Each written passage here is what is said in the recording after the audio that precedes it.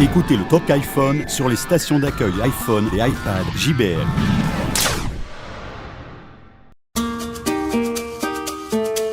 Le Talk iPhone. Jérôme Colombin, François Sorel.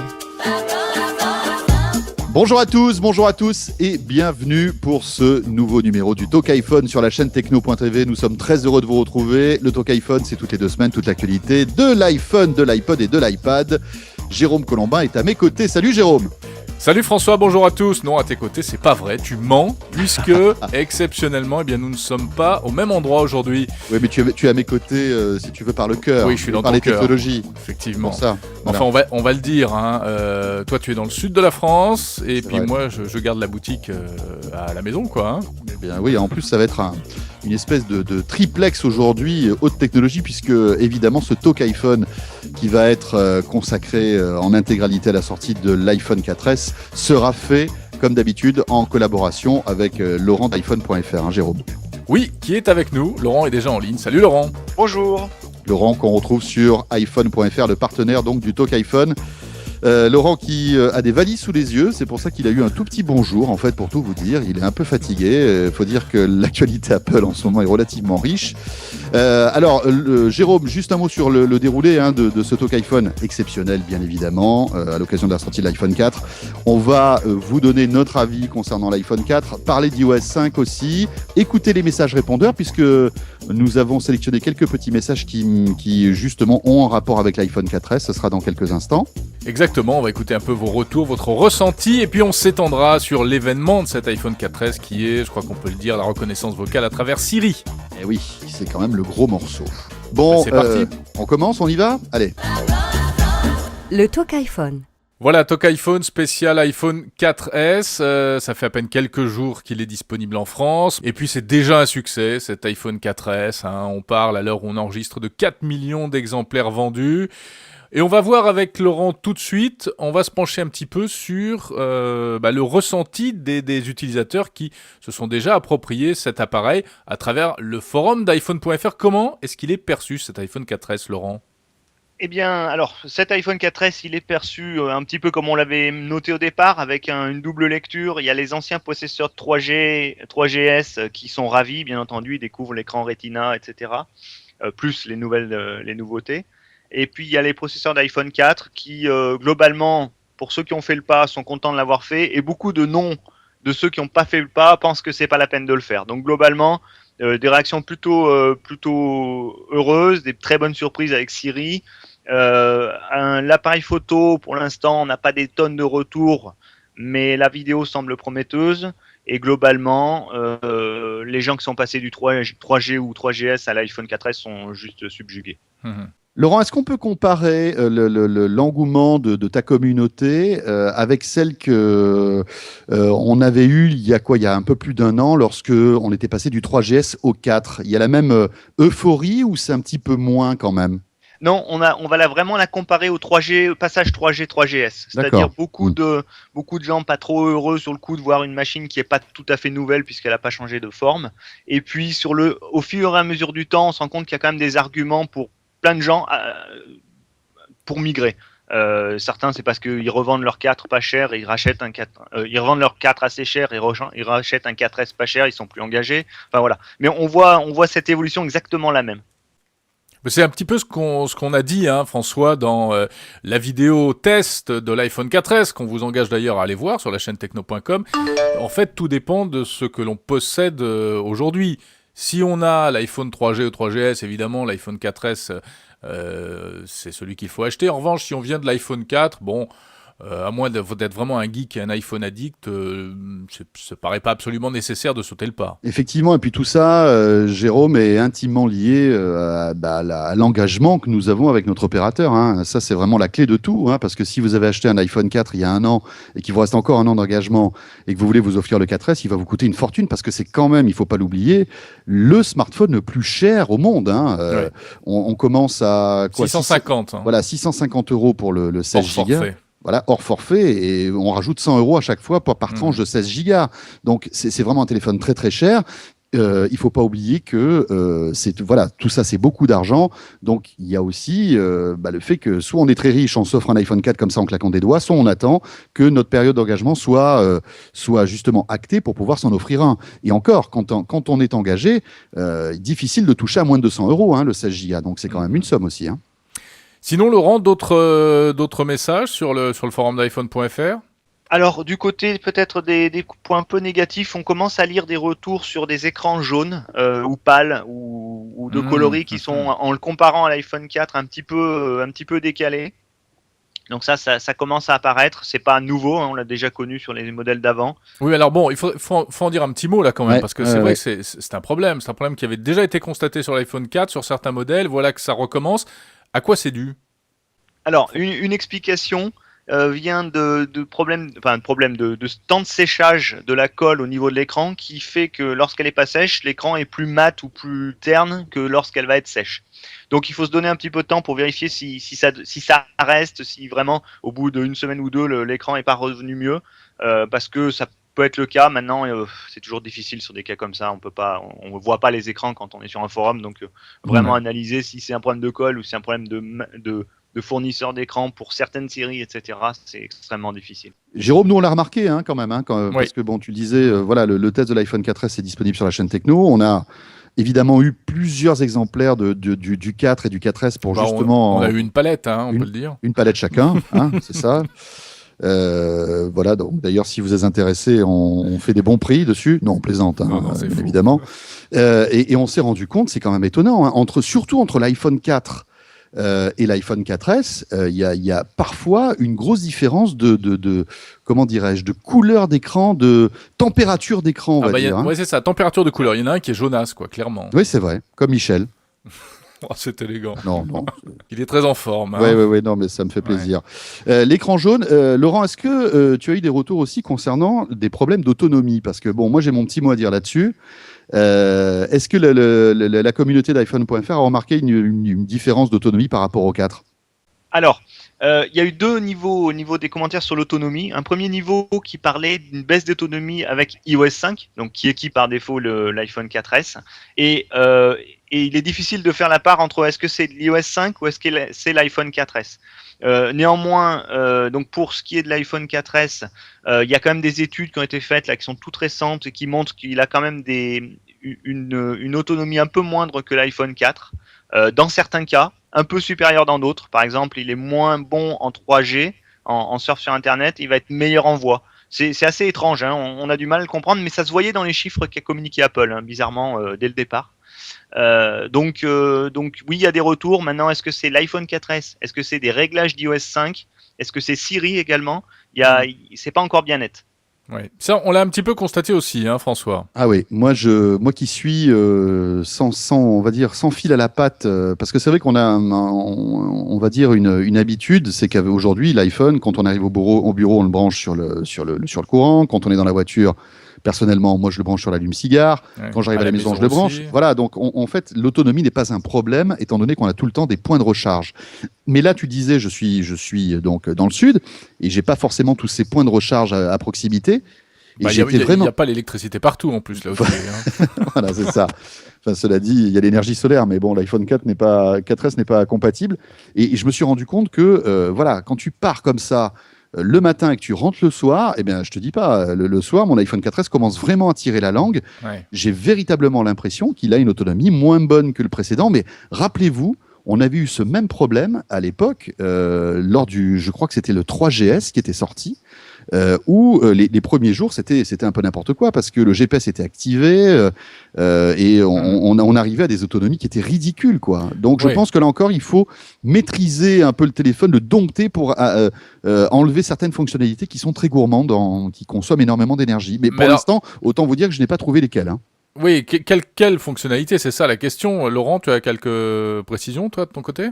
Oui, alors on a effectivement publié ce qu'on appelle un tuto, parce qu'on en a fait pas mal, et c'est pour ça que je parlais d'iOS 5 en lui-même, parce que ça peut toucher à la fois l'iPhone 4, l'iPhone 3GS ou l'iPhone 5. C'est-à-dire qu'il y a des paramètres de localisation qui sont actifs par défaut dans l'iOS 5. Et ça est actif lorsqu'on a sélectionné dès la mise en route, qu'on a accepté la localisation pour le fuseau horaire de mémoire.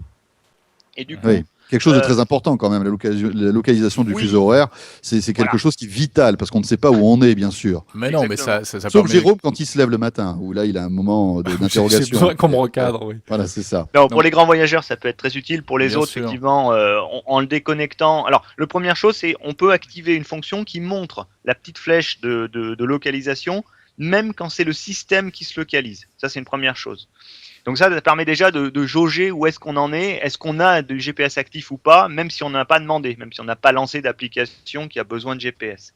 Ça, c'est le premier élément. Une fois qu'on a fait ça, on va repérer qu'on a toujours le GPS actif potentiellement. Si c'est le cas, alors il faut aller désactiver cette partie localisation, etc. Dans les paramètres, il y a un certain nombre de choses qui peuvent être désactivées. C'est une piste, c'est à essayer. Les retours ont été plutôt bons, mais il y a peut-être d'autres choses qu'on va découvrir dans les semaines à venir.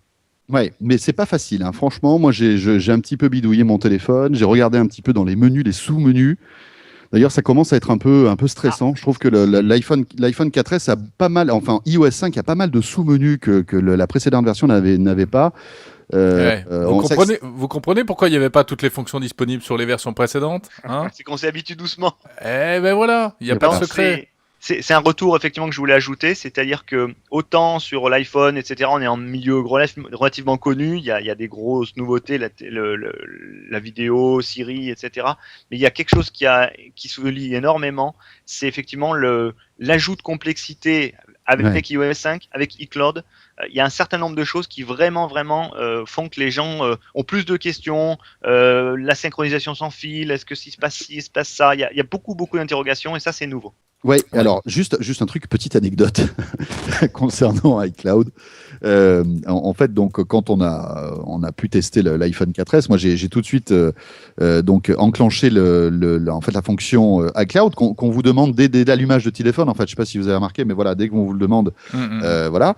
Et donc je synchronise avec mon compte iTunes. Et ma compagne qui a un iPhone 4 aussi, je lui synchronise aussi avec le même compte iTunes. Et là, la catastrophe, je me suis retrouvé avec tous ces contacts. C'est le drame. Donc j'ai plein de contacts qui apparaissaient dans ma fiche contact que je ne connaissais pas. En fait, il a simplement fusionné, iCloud a fusionné tous les contacts, quoi. Alors bon, c'est sympa, mais c'est quand même un peu déroutant. Et je pense que iCloud, le problème, c'est que tant qu'on n'a pas compris comment ça fonctionne, vaut mieux refuser cette fonctionnalité, parce que j'ai l'impression quand même, et tu le disais Laurent, et tu as raison, c'est une usine à gaz, hein.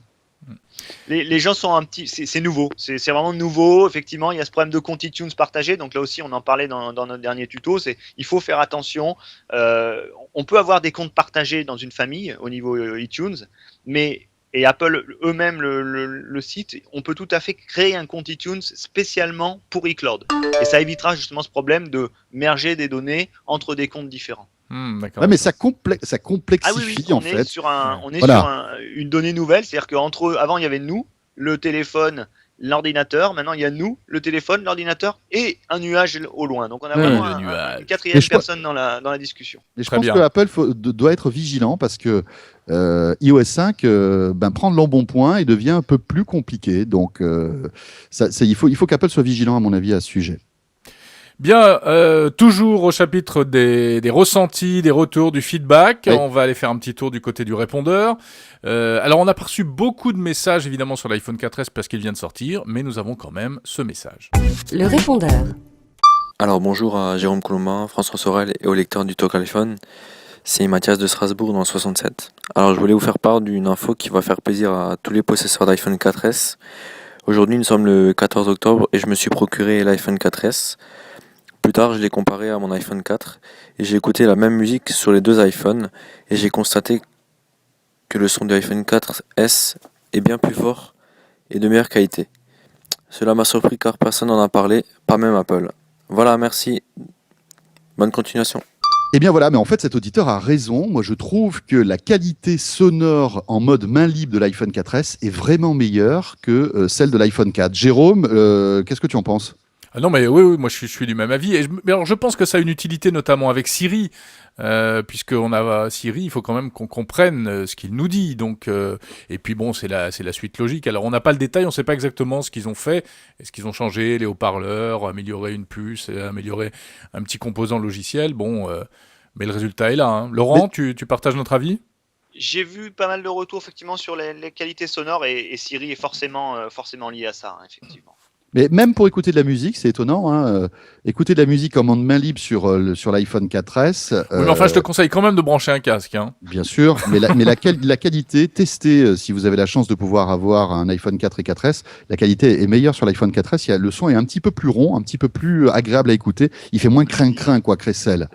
Et c'est pas mal. Voilà. Siri, on va en parler dans un instant, mais juste avant, on marque une petite pause, François. Et oui, on va revenir dans un instant pour la suite de ce talk iPhone exceptionnel avec Laurent d'iPhone.fr qui se fait l'écho un petit peu de toute la communauté des utilisateurs d'iPhone 4. Siri, bien évidemment, et puis on aura aussi quelques autres sujets à évoquer. À tout de suite pour la suite du talk iPhone. Bonjour, je suis Olivier Barian, responsable produits et communication chez Harman France. Vous qui suivez le Talk iPhone, je souhaitais vous présenter 2 produits phares dans la gamme JBL Multimédia pour votre tablette ou votre smartphone. La station JBL OnBeat permet de brancher son iPad en mode vertical et son iTouch iPhone en mode vertical et horizontal. Horizontal pour visionner ses films, ses podcasts ou naviguer à travers ses pochettes d'albums. Enfin, vous disposez d'une sortie vidéo pour visionner l'ensemble de votre contenu iTunes sur votre téléviseur. Le grand frère, le JBL OnBeat Extreme, va vous permettre en plus de faire pivoter l'iPad en mode horizontal. Grâce à la connectivité Bluetooth, également compatible Android, vous pourrez profiter du son de votre tablette ou votre smartphone sur la station JBL OnBeat Extreme sans fil. Bien entendu, ces 2 stations bénéficient de la qualité audio JBL. Le Talk iPhone. Toute l'actualité de l'iPhone et de l'iPod Touch. Le retour du Talk iPhone, merci d'être avec nous. Le Talk iPhone, toutes les 2 semaines, toute l'actualité de l'iPhone, de l'iPod et de l'iPad. Bien évidemment, ce numéro est totalement consacré à la sortie de l'iPhone 4S que nous avons eu entre les mains avec Jérôme. D'ailleurs, je vous rappelle que le test complet de l'iPhone 4S est disponible sur la chaîne techno.tv, un test de 26 minutes où on vous dit tout, notre ressenti concernant ce téléphone. Et puis si vous voulez avoir plus d'infos sur l'iPhone 4S, bien évidemment, iPhone.fr, puisque Laurent est avec nous aussi, iPhone.fr, le partenaire du Talk iPhone. Messieurs, on s'intéresse quand même à l'une des grosses fonctionnalités qui arrivent sur l'iPhone 4S, c'est Siri. Siri, la reconnaissance vocale, et vraiment la reconnaissance vocale évoluée, il faut le dire, hein, parce que la reconnaissance vocale, il y en a sur tous les smartphones aujourd'hui, mais je pense qu'avec Siri, on franchit quand même une nouvelle étape.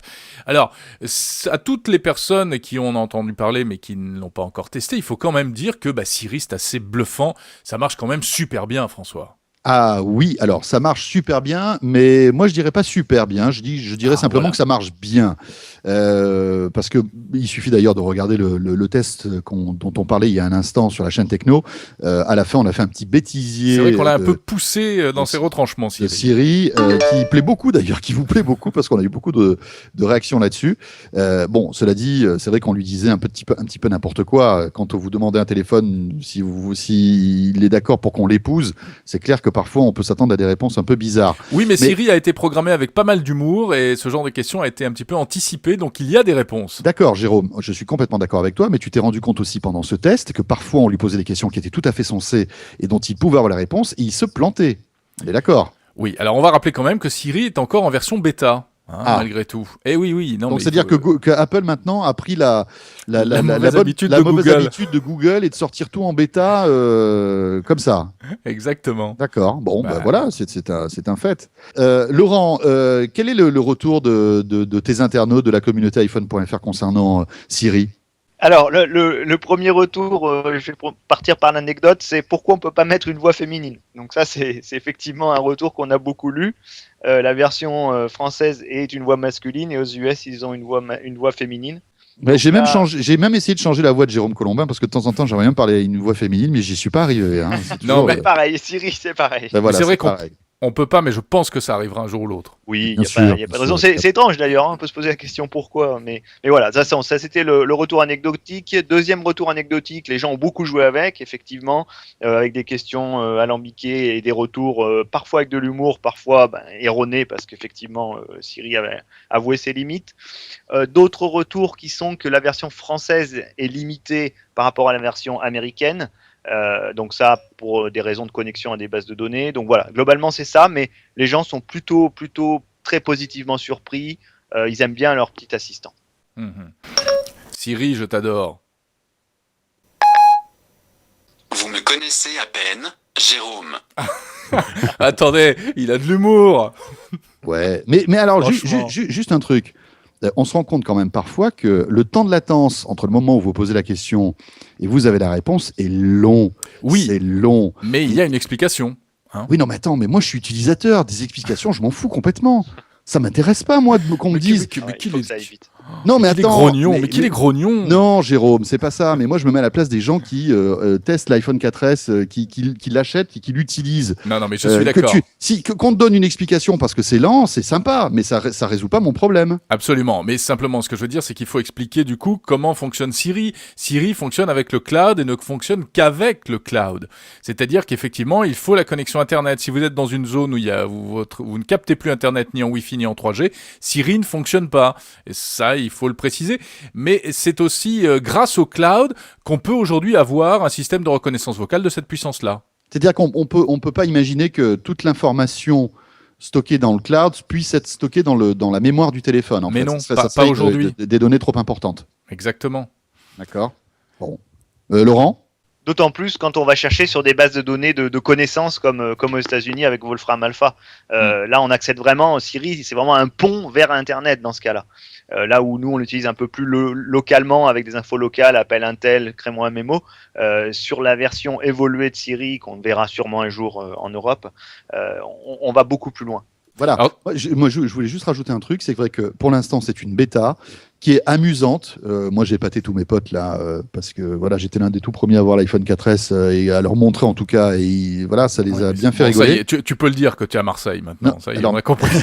Non, mais juste un truc, c'est que parfois, pendant mes tests, ça marchait pas, et là, je me suis fait huer quand même. Et c'est quand même important aussi que l'expérience utilisateur soit réussie, et que moi, j'ai l'impression que Apple a lancé un petit peu précipitamment ce système-là. La version française, vous le disiez, est beaucoup moins étoffée, beaucoup moins riche que la version américaine, et Oui. forcément, il y a un côté un peu déceptif. Voilà. Bon, moi, Pas je lancer suis pas- d'appli, c'est quand même un peu embêtant. Non, On peut pas lancer d'appli plan, on peut pas lancer d'appli musique. À part l'iPod, si vous avez Spotify, ça ne marche pas. Enfin bon, bref, voilà quoi, c'est quand même assez limité. Bon, mais je suis pas d'accord sur le côté, embryonnaire. De toute façon, la reconnaissance vocale, c'est embryonnaire, c'est une discipline en devenir depuis des années et qui a encore énormément de chemin à faire. Donc, il faut avancer. Il faut pas oublier qu'en mettant ce genre d'outils entre les mains d'utilisateurs et de millions d'utilisateurs aujourd'hui, c'est ce qui va permettre au système de s'enrichir et de s'améliorer. Donc Juste ça, un c'est truc, important. Jérôme. Ouais, je te coupe. J'aimerais bien qu'il y ait un sondage qui sorte dans 6 mois pour voir combien de personnes possesseurs d'iPhone 4S se servent de Siri. Juste comme ça, pour voir. Je pense que les résultats pourraient être assez amusants. On le fera. Ouais, Il non, c'est faudra vrai. le faire, Laurent, c'est vrai. Oui, on le fera. On en parlera dans le Talk C'est iPhone pas parce de- que je pense que ça pourrait être assez intéressant. Bon, c'est quand même bonne pratique quand tu es en voiture, envoyer un SMS ou un email en gardant les mains sur le volant. Moi, j'ai testé, c'est assez magique. C'est quand même assez bluffant.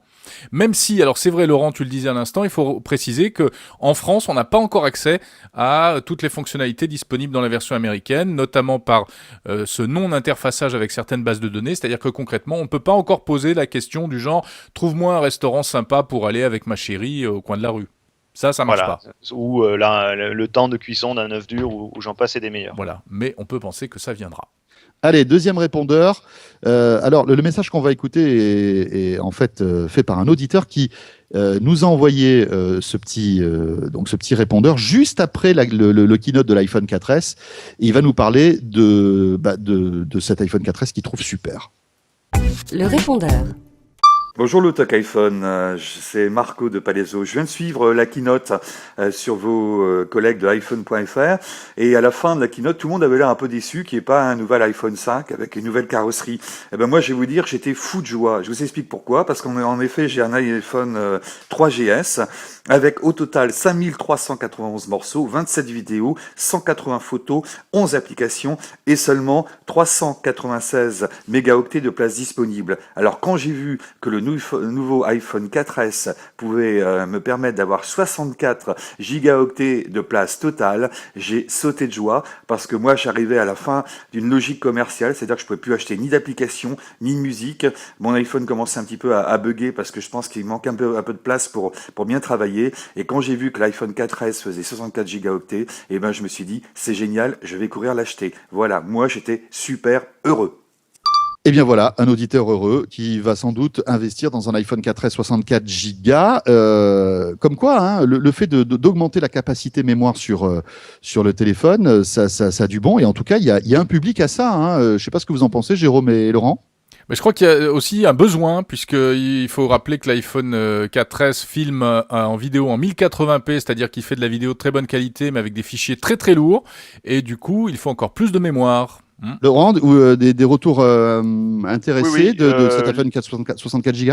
Tout à fait, les utilisateurs les plus avancés réclamaient une plus grosse capacité depuis un bon moment déjà. Donc ça répond à un vrai besoin. Ça fait partie des cas de migration d'un 4 à un 4S, avec les malvoyants qui vont utiliser Siri, avec les gens qui aiment beaucoup faire de la vidéo ou de la photo. Effectivement, ça fait partie des quelques cas où le 4S peut amener un vrai intérêt par rapport au 4. Et on voit bien là la déclinaison de la gamme Apple qui propose le 4S en 64 Go et pas le 4 et l'évolution logique. Les amis, on a parlé de Siri, qui est la grosse innovation. On a parlé à l'instant de l'aspect un petit peu plus hard. Il y a une chose quand même qu'on pourrait évoquer. Ce sont toutes les nouvelles fonctionnalités, nouvelles applications qui arrivent avec iOS 5, donc évidemment sur l'iPhone 4S. Et des applications qui, par voie de conséquence, vont faire couler d'autres applis qu'on connaissait, qui étaient des applis tierces, quoi, en fait. Hein, ça va pas être très bon pour certains développeurs. Il y en a qui doivent avoir un petit peu les boules aujourd'hui, non ? Effectivement, moi il y a on a listé toute une série, mais c'est vrai que par exemple, je me mets à la place du fondateur de Dropbox, il doit avoir quand même un peu chaud aux fesses avec iCloud, parce que c'est vrai que son concept en prend un coup. Mais il y a plein de choses, oui. Il y a WhatsApp, qui aujourd'hui est complètement obsolète du fait de e-message. Alors juste pas tout à fait. Oui, pas tout à fait, parce que WhatsApp permet de dialoguer de la même manière qu'e-message, mais avec des BlackBerry, des Nokia, etc. et des Android. Donc il est pas limité à l'écosystème Apple. Donc là, il a encore une petite part de voix pour ça.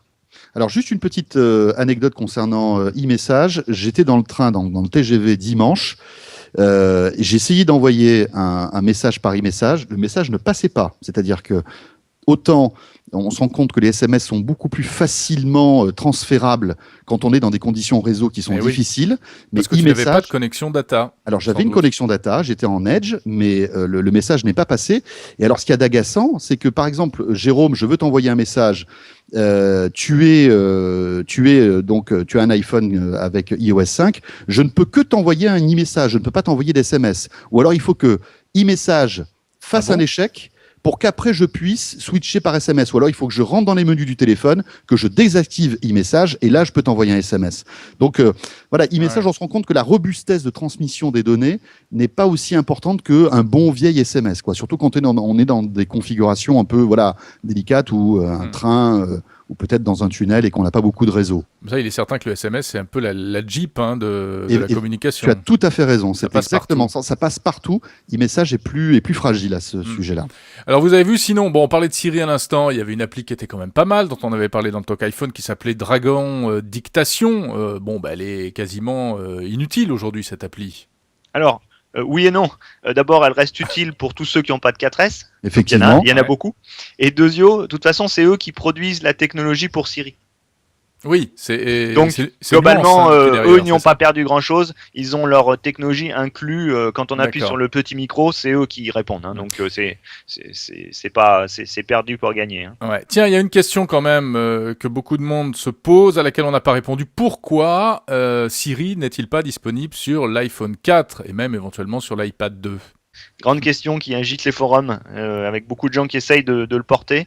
Deux explications possibles. La première, c'est qu'il y aurait une puce spécifique pour accélérer les transferts de données ou la reconnaissance vocale, ou j'en passe et des meilleurs, sur l'iPhone 4S qu'il n'y aurait pas sur les autres téléphones. Donc, performance moindre, donc expérience utilisateur qu'Apple ne voudrait pas voir moins intéressante sur les autres téléphones. L'autre explication, beaucoup moins technique, serait que c'est un choix marketing qui fait vendre des iPhone 4S. Eh oui. Ouais. Bien sûr. Alors je sais qu'il y a des bidouilles, il y a des bidouilleurs en ce moment qui s'amusent à essayer de porter Siri sur l'iPhone 4 avec plus ou moins de succès. Mais si un jour on arrive à démontrer que Siri fonctionne parfaitement sur un iPhone 4, je pense que on va dire la cote de popularité et d'amour d'Apple va descendre en flèche, parce que là franchement c'est un peu exagéré. Mais je pense que ce sera pas le cas. À mon avis, Siri fonctionnera sur l'iPhone 4. Effectivement, il n'y a pas de raison, mais il fonctionnera sans doute pas aussi bien, quoi. Je pense qu'il peut y avoir des problèmes de lenteur qui, effectivement, imaginons, Apple lance Siri sur iOS 5 à tout le monde, les ayants d'iPhone 4, et pourquoi pas le 3GS, et ils mettent 3 heures à avoir la réponse. L'expérience, et derrière, qu'est-ce qu'on va dire de Siri? Donc le choix, il est peut-être là, purement. C'est aussi du marketing, c'est de donner quelque chose qui marche. Et déjà, avec quelque chose qui marche, François, toi, tu as déjà des doutes sur la rapidité, donc. Ouais. Bon, on verra bien si mais c'est une vraie question, à le porter, comme souvent. On va suivre ça de près. d'Apple. Un mot sur une appli qu'on a testée avec Jérôme aussi. C'est pour ça qu'il sait que je suis dans le sud. C'est Find My Friends. Find My Friend, oui. Alors moi, je trouve cette appli c'est un peu poussé quand même, parce que le fait de savoir exactement où sont vos amis, mais avec une précision redoutable, celle du GPS et de l'iPhone, je trouve que c'est quand même un peu violent. Je sais pas ce que vous en pensez, mais bon, voilà, c'est un peu fort de café quand même. Alors c'est vrai que c'est super intrusif, au point qu'il y a même j'ai vu passer une dépêche l'autre jour, ça fait éclater des couples. Il y a une femme qui a divorcé parce que son mari la suivait avec Find My Friends. Mais parce qu'il ne lui avait pas dit qu'il avait installé ça sur son iPhone. Donc concrètement, c'est cette appli qui permet vraiment de localiser avec une grande précision des gens de sa communauté, enfin des gens qu'on connaît. Mais il faut dire qu'au départ, il faut quand même donner son accord pour ce truc-là. Laurent ? Oui, effectivement, on est prévenu. On n'est pas dans le cas où j'achète un iPhone 4S et mes amis automatiquement voient où je suis. On accepte, on installe l'application, on dit à qui on l'autorise, combien de temps on l'autorise, etc. Donc c'est effectivement extrêmement intrusif. Ça correspond peut-être à des habitudes qui sont des habitudes plus jeunes, où on s'appelle en disant t'es où, là on n'a plus besoin d'appeler. Voilà, c'est une possibilité, elle est offerte. Maintenant, qui l'utilise à bon ou mauvais escient, ça reste dans les mains de l'homme. Moi je trouve ça très bien, parce que je sais maintenant en permanence où est François Sorel, et parce que j'avais des soucis avant pour le trouver, voilà. Maintenant, il m'envoie de temps en temps des petits messages. Ah, t'es là, d'accord, ok. Ah, mais qu'est-ce que tu fais là? C'est pour ça qu'il aime pas en fait. Et voilà, je pense que il va falloir que je trouve ou alors que je laisse un iPhone 4, on va dire un leurre quelque part. Voilà. Mais il y a quand même une faiblesse, c'est que c'est lié, arrêtez-moi si je me trompe, mais c'est lié au compte iTunes, et donc, comme on disait tout à l'heure, si dans la même famille on est deux personnes avec le même compte iTunes, l'un ne peut pas fliquer l'autre en fait. Moi, j'arrive pas à savoir où est ma femme. Faut lui mettre un autre compte iTunes. Ben oui. Écoute, pour savoir où est ta femme, il suffit que tu localises mon téléphone. Il suffit que je te suive. Bon, là, on dérape grave. Oui, on dérape grave. Bon, si on terminait par un petit mot de l'iPhone 5, puisqu'il paraît qu'il y aurait réellement un iPhone 5 sur les rails. Vous avez vu ça ? Oui, bon, logiquement, il y aura un iPhone 5 de toute façon, ou 6, ou 2012, je sais pas comment ils l'appelleront. Mais oui, il y aura un autre iPhone, ça c'est pas un scoop. Ensuite, il se dit que ça serait le dernier modèle sur lequel Steve Jobs aurait vraiment travaillé à 100% de son temps, ou 90%. C'est émouvant ça. Voilà, ça va être super. Quand il va sortir, il s'appellera peut-être l'iPhone 5 Steve Jobs. Non, globalement, effectivement, on peut imaginer qu'Apple va sortir une nouvelle machine pour aller face à la concurrence, comme on l'avait évoqué quand ils ont annoncé le 4S. L'écran plus grand, la finesse, bien entendu, ils vont continuer à travailler dessus. Maintenant là, on a 8 mois d'avance. On va juste essayer de rester sur le 4S à mon avis un petit peu. Non, mais c'est ça. Encore une fois, c'est fou quoi. Il y a à peine l'iPhone 4S est sorti qu'on fantasme déjà sur l'iPhone 5. Non, mais moi je trouve que c'est intéressant de se dire que c'était effectivement le dernier projet sur lequel Jobs aurait bossé. Ouais, mais on n'a aucune certitude là-dessus. C'est peut-être des énormités que un blogueur a raconté quelque part et ça a été repris encore une fois par les médias. Ça va. Allez, je remballe ma news. Non, mais c'était CNET quand même. T'as peut-être raison. Oui, c'était CNET. CNET a raconté des conneries, excusez-moi, déjà. Wall Street Journal, je vous rappelle, pour eux, l'iPhone 5 sortait là en octobre. Vrai. Bon, ben voilà. Pour le quoi. monde aussi. Moi, je peux très bien sortir une rumeur géniale, comme quoi Jérôme Colombin a participé à l'iPhone 6. Eh bien, justement, tu ne crois pas si bien dire, mais je peux pas en parler. Je crois qu'il fallait pas le dire. Oui. Non, vous savez comment on est chez nous, chez Apple. Dernier truc, il y avait une chose que je voulais signaler donc aux personnes qui ont peut-être ou qui vont avoir un iPhone 4S. Ne cherchez pas sur l'application Kiosque les journaux français. Vous allez trouver des tas de journaux anglais, tas de journaux américains. Mais malheureusement, les Français ne veulent pas y aller. Et on peut expliquer en un mot que, enfin, sauf quelques-uns, mais grosso modo, c'est que les éditeurs de presse français ne sont pas satisfaits toujours du système de la ponction des 30% par Apple, etc. Donc, c'est dommage, mais le kiosque d'Apple en France va rester un peu vide. J'aime bien ça, c'est bien nous les Français, on est toujours rebelles sur un truc, vous avez vu, on est toujours là, on lève le drapeau, la banderole, on manifeste, etc. Il y a quand même eu des rebelles aux États-Unis aussi, quand même. Ouais, mais ils se sont un peu pliés. Oui. Ils se sont un peu pliés quand même aux exigences d'Apple, non ? Enfin, je crois qu'Apple a un petit peu lâché du lest, mais bon. Pour partie, mais je crois que c'est le Wall Street Journal qui est parti sur une version HTML5 100%. Il commence à avoir des solutions alternatives. Bon, on va voir, mais on va suivre ça de près pour voir justement si les éditeurs de journaux français vont s'y mettre sur Kiosque, parce que c'est vrai que s'il n'y a pas de journaux français, Kiosque va devenir beaucoup moins intéressant. Cela dit, il reste les applis des journaux qu'on avait déjà, donc Le Point, Le Monde, Libé, tout ça reste en ligne. À noter qu'il y a quand même la Tribune et François, il faut quand même le signaler sur Kiosque. Pas tous, je suis d'accord, c'est pas très exhaustif. Bon, c'est sur toutes ces belles réflexions que se termine ce Talk iPhone. Peut-être un petit peu plus long que d'habitude, Jérôme, mais on avait pas mal de trucs à dire. Et oui, là on a un petit peu débordé, mais bon. Oh, c'est pas grave.